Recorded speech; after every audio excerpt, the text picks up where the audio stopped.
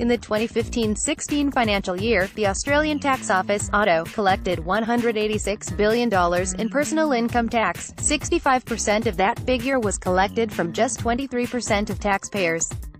Australian Treasurer Scott Morrison flagged income tax cuts in the upcoming federal budget. Australian Treasurer Scott Morrison has flagged personal income tax cuts for the taxpayers in the top income brackets in a major speech today ahead of the federal budget. Speaking to the Australian Business Economists Forum in Sydney today, Morrison outlined his case for cuts, saying that the 2015-16 financial year, the Australian Tax Office, ATO, collected $186 billion in personal income tax. Australians with a taxable income of more than $87,000 paid nearly two-thirds of that amount. Here, look. Australians with a taxable income of more than $180,000, some $416,000, paid $56 billion in income tax, or 30% of the total personal income tax take.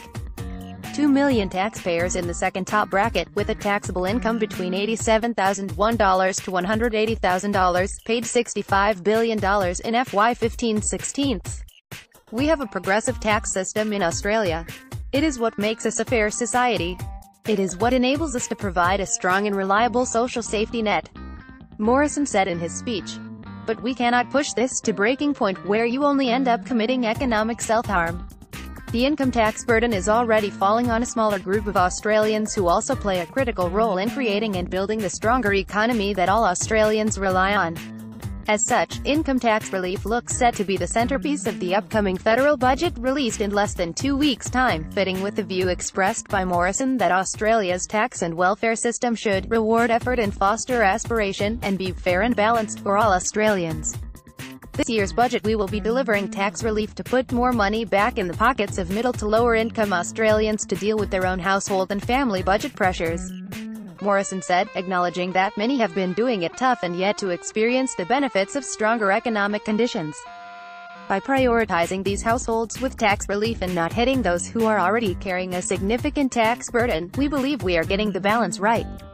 Morrison said the reforms will be both affordable and responsible, as to not risk the government's AAA credit rating. We will do it and stay on track to bring the budget responsibly back into balance, which has been consistently projected for 2020-21 for 5 consecutive budgets and budget updates. As a result, nor should this compromise our AAA credit rating, he said. We will be targeted and we will be measured. Action taken will be part of a broader plan.